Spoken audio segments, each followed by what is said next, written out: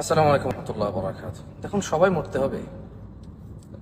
আল্লাহ নবী সাল্লাল্লাহু আলাইহি সাল্লাম নিজে নবুয়তের আগে অথবা নবুয়তের পরে ওনার জন্মদিনকে উপলক্ষ করে কোনো কিছু করেছে বলে এই মর্মে আপনি নিজেও কোনো কিছু পেশ করতে পারবেন না, চেষ্টা করলেও পারবেন না, যেহেতু নাই।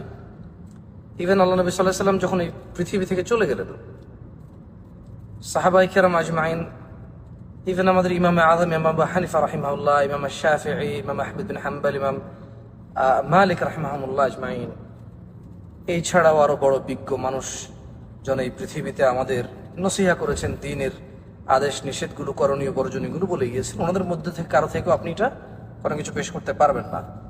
আমাকে যদি জিজ্ঞাসা করেন যে আল্লাহ নবী সাল্লাল্লাহু আলাইহি সাল্লামের জন্মদিন উপলক্ষে কি করব, আমি জানি না, কারণ এই মর্মে কোনো কিছু দিক নির্দেশনা নেই কিছু যে করতে হবে। আসলে সবাই মারা যাব।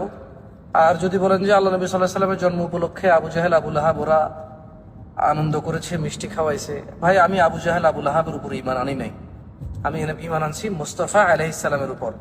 আর আল্লাহ সূরা হাশর বলছে, ওয়ামা আতাকুমুর রাসূল ফাখুযু, তোমাদেরকে এই মুহাম্মদ সাল্লাল্লাহু আলাইহি সাল্লাম যা দিয়েছে তোমরা নিয়ে নাও। ওয়ামা নাহাকুম আন ফান্তাহু, যা থেকে তোমাদেরকে নিষেধ করেছে তা তোমরা বর্জন করো। ইবাদতের ক্ষেত্রে আদেশ অত্যাবশ্যক।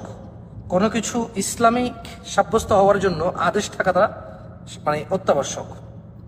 আদারওয়াইজ এমনিতে অনেক কিছু জায়েজ আছে দৈনন্দিন জীবনে, মানুষের ক্ষতি হয় না, হারাম কিছু নেই, এগুলো জায়েজ। কিন্তু ইবাদত হিসেবে অথবা ইসলামিক হিসেবে অথবা আপনি এটাকে কোনো একটা নিয়মতান্ত্রিক গঠনমূলক অর্গানাইজড ওয়েতে কোনো কিছু যখন আপনি সাব্যস্ত করতে চাইবেন, সেই ক্ষেত্রে ইসলামের দলিলের প্রয়োজন হয়। ওয়া আতাকুমুর রাসূল, রাসূলের পক্ষ থেকে পেতে হয়। জাযাকুমুল্লাহু খায়র ওয়া আহসানান জাযা। আসসালামু আলাইকুম ওয়া রাহমাতুল্লাহি ওয়া বারাকাতুহু।